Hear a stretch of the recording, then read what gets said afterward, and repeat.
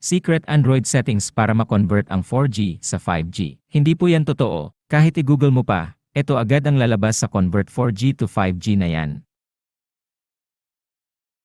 It's not possible at all to do this. Napaka-imposible pong mangyari o magawa niyan, sabi ni Google. Unang-una sa lahat, kung ang cellphone mo ay hindi 5G capable, walang chance na makadetect yan ng 5G signal o network. Makikita sa aking phone na Samsung Galaxy A54 na nakakadetect ito ng 5G dahil 5G capable ang aking cellphone.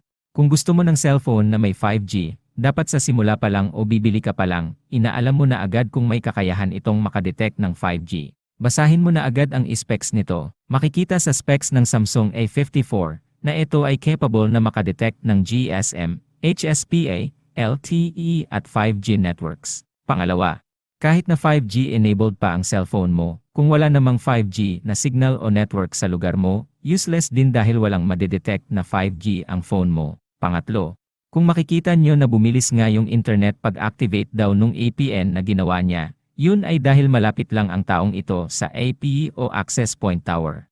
Kaya mabilis din ang internet niya sa speed test. Pang-apat, kung legit talaga yung tutorial, dapat may speed test din siya bago ilagay ang APN niyang convert 4G to 5G daw, which is yung default APN. At panghuli, kung tunay talaga na nako-convert daw yung 4G sa 5G, dapat may lumabas na 5G sa status bar ng phone niya, pero wala naman. At kung ma-convert man at naging 5G yung 4G, malamang 5G capable din ang cellphone niya. No offense. Pero stick lang tayo sa totoo. Mas masarap pa rin na ang sinishare mo, legit at talagang nakakatulong sa tao. Salamat po sa panonood. Don't forget to subscribe to my channel for future updates. If may tanong po, comment lang po sa baba. Thank you.